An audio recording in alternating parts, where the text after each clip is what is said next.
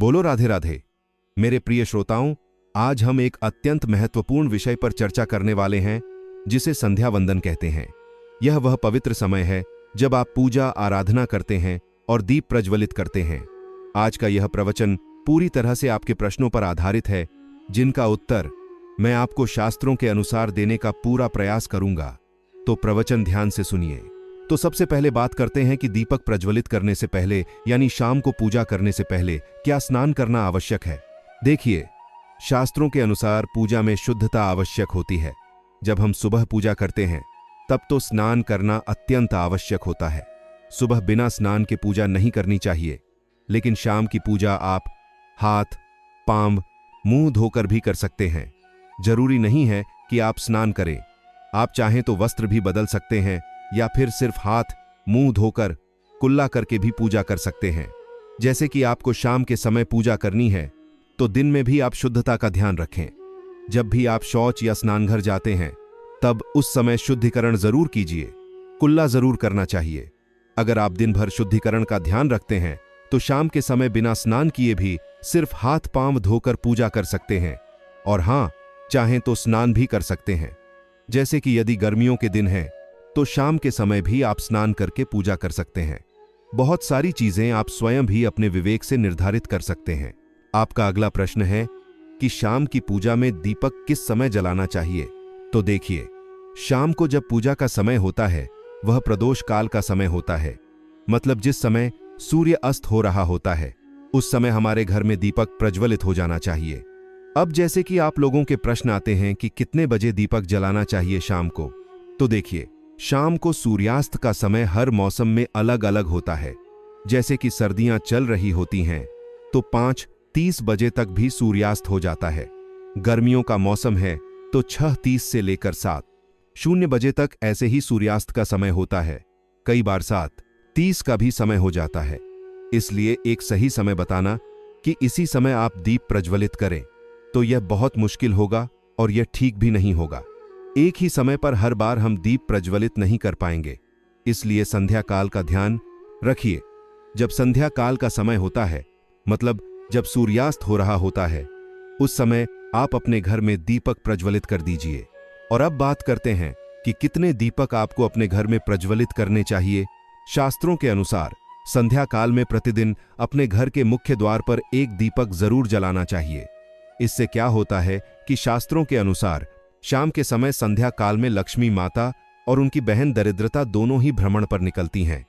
जिस घर के मुख्य द्वार पर दीपक प्रज्वलित होता है उस घर में महालक्ष्मी प्रवेश करती हैं, और जिस घर के मुख्य द्वार पर दीपक नहीं जल रहा हो उस घर में दरिद्रता आती है।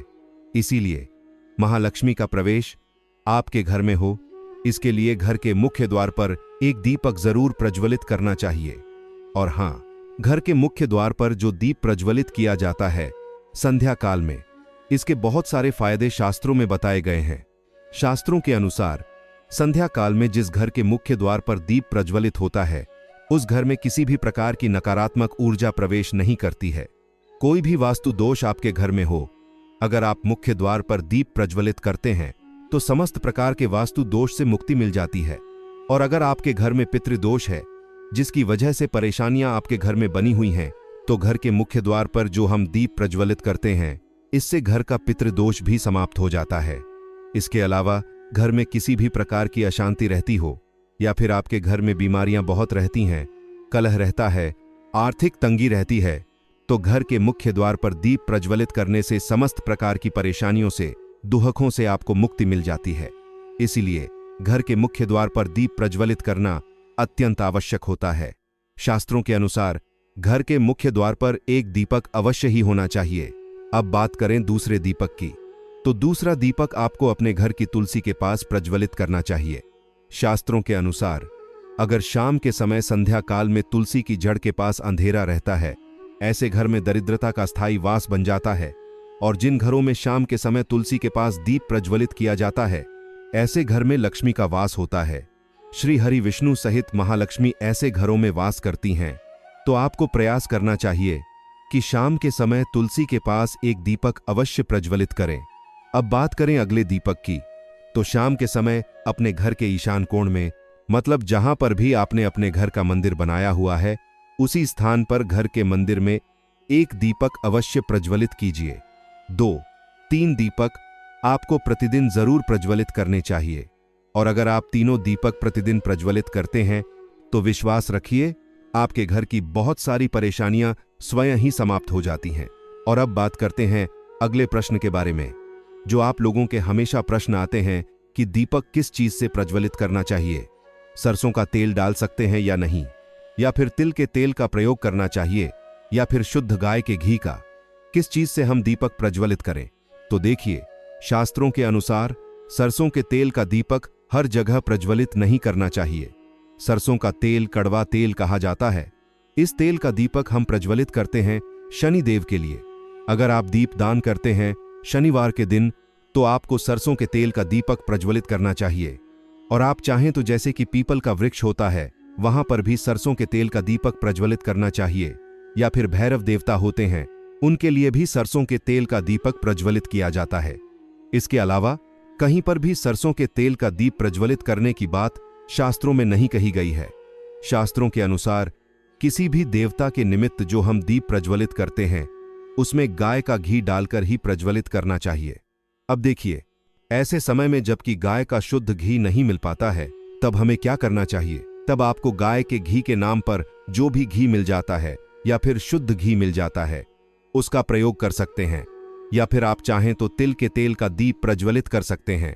तो प्रतिदिन जो आप दीपक प्रज्वलित करते हैं अपने घर में, चाहे आप घर के मुख्य द्वार पर प्रज्वलित करें, या फिर तुलसी के पास प्रज्वलित करते हैं, या फिर घर के ईशान कोण में प्रज्वलित करते हैं, तो सभी दीपक आप तिल के तेल या शुद्ध घी का ही प्रज्वलित करें। और जब आप दीपक प्रज्वलित करते हैं, जैसे कि मुख्य द्वार पर ज्योति प्रज्वलित करेंगे, या फिर तुलसी के पास दीप प्रज्वलित करते हैं, या फिर घर में जो दीप प्रज्वलित किया जाता है, तो एक चीज का ध्यान रखना चाहिए, कभी भी दीपक को सीधे जमीन पर नहीं रखा जाता है।